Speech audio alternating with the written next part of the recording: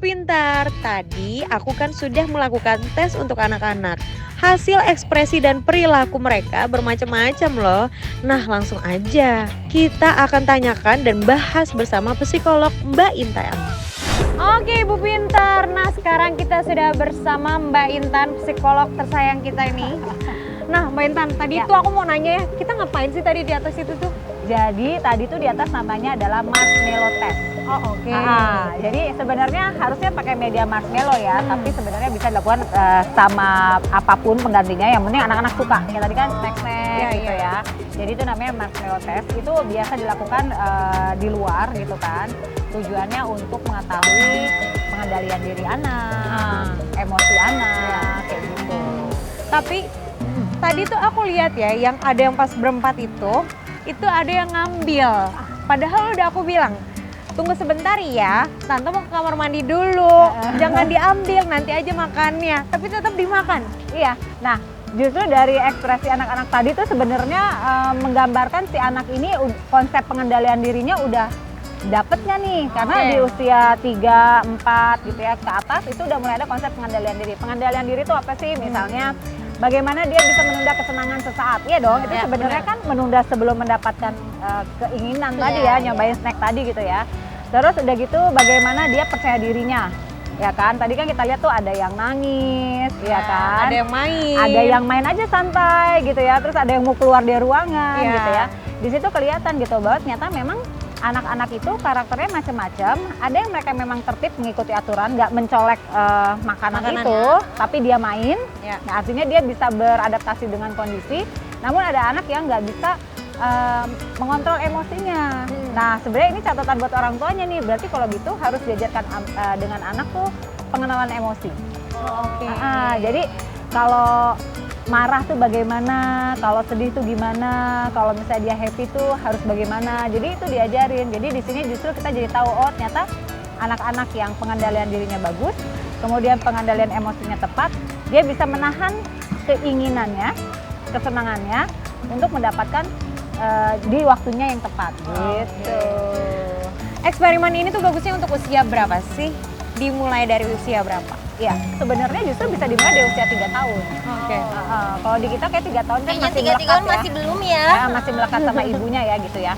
Tapi ya balik lagi bahwa ini kan start from, jadi artinya boleh dimulai dari usia 3 tahun ke atas. Ini bisa banget berarti ya eksperimennya dicobain di rumah, bisa nggak? Boleh. Nih kalau orang tua mau tahu ya, sambil games aja gitu. Misalnya mamahnya menyediakan marshmallow atau misalnya apa makanan favorit anak gitu kan. Terus mamanya taruh tuh makanan itu, terus bilang sama anaknya di satu ruangan ya, tapi ya ruangan tertutup gitu ya. Nanti mamanya bilang, mama mau ke dapur dulu ya, atau mama mau ke toilet dulu ya, ini makanannya jangan dimakan gitu. Nanti mama pas mama udah balik lagi, baru boleh makan ini, plus kalau kamu sabar nanti mama kasih hadiah lagi. Nah, kita lihat nih, kalau anak kita bisa menahan, artinya dia mempunyai pengendalian diri yang matang. Nah ini pengaruh ke dewasanya nanti, dimana kalau dia mau memiliki sesuatu, dia tahu ada proses. Jadi nggak jadi generasi instan gitu. Nah kalau ternyata nanti anaknya belum waktunya selesai tiba-tiba udah makan gitu, misalnya udah dimakan marshmallow atau snacknya, mamanya kasih pengertian. Nah ini pentingnya orang tua turun langsung ke pengasuhan, karena kan karakter itu dimulai dari rumah dan ibu. Mbak, kalau yang dari tadi Mbak lihat karakter-karakter mereka tuh seperti apa sih? Jadi anak-anak itu sama kayak kita orang dewasa, punya karakter ya. Kalau tadi aku lihat yang berdua nih yang usia 6 tahun, dia cenderung karakternya memang udah lebih dewasa. Dia mampu mengendalikan diri, dengan dia nggak terdistract tuh ada makanan di depannya. Fokus ya. Kemudian dia mempunyai pengendalian emosinya juga baik. Kemudian adaptasinya juga baik. Mereka langsung ngobrol, mereka main gitu kan. Dan mereka tidak saling anak kecil juga ada kayak gini tau kadang-kadang, kita cobain yuk, kita cobain. Tadi kalau aku lihat nggak ada ya, baik-baik ya tadi.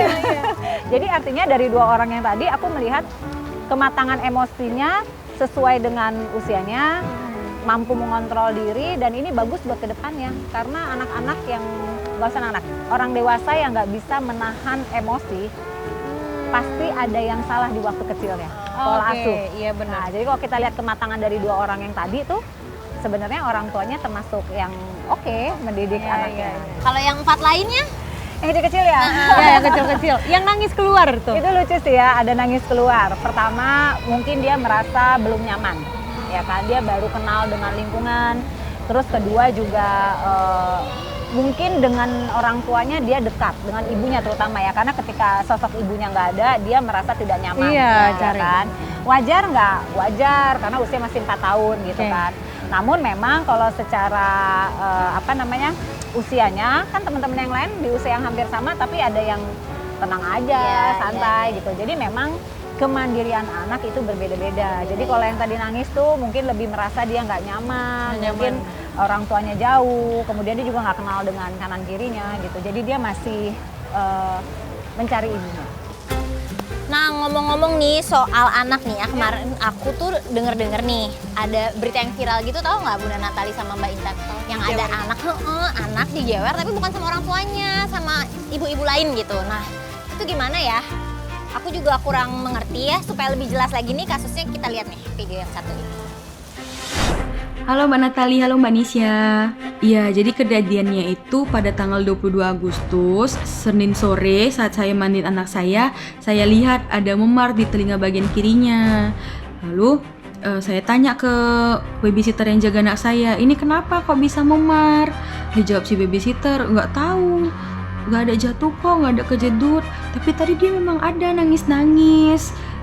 Dibawa sama ibu-ibu ke depan rumah sana. Langsung kita hubungin orang depan rumah situ untuk cek CCTV, dan bener si ibu yang gendong anak saya inilah yang menjewer anak saya sampai memar. Nah, sebenarnya kita nggak tahu siapa ibu-ibu ini, tapi menurut pengakuan dari babysitter, mereka udah beberapa kali ketemu di taman bermain dekat rumah kami ini. Lalu pada hari itu dia datang ke rumah kami untuk memberikan baju yang udah dijanjikannya ke babysitter kami. Nah, setelah diberikannya baju, dia minta gendong anak saya. Si babysitter ini mungkin merasa ibu ini kan baik gitu, dan pernah juga si ibu ini cerita kalau si ibu ini pengen punya anak perempuan. Akhirnya dikasihlah anak saya ini digendong sama ibu itu. Nah, kata babysitter, anak saya nangis-nangis terus saat digendong. Akhirnya diminta babysitter lah, karena kasihan anak saya nangis. Diminta babysitter saya, anak saya dari ibu itu. Tapi si ibu malah ngalihin babysitter saya untuk melihat anak laki-lakinya. Mohon doanya supaya kasus ini juga bisa cepat selesai. Nah, tadi udah lihat videonya ya. Aku sih kalau jadi emak-emak sih, aku udah jadi mama ya. Sebel Jadi sih. emaknya gitu ya. Aku udah marah-marah sih. Anak kita dijewer orang. Iya. Iya. Iya loh, pasti ya, namanya orang tua mana ada yang mau ya anak kita dijewer, walaupun dengan alasan katanya gemes ya gitu ya. Oke, nanti lebih lengkapnya lagi nih Mbak Intan akan menjelaskan tentang video yang tadi setelah yang satu ini. Jangan kemana-mana. Tetap di Ibu Pintar. Intan.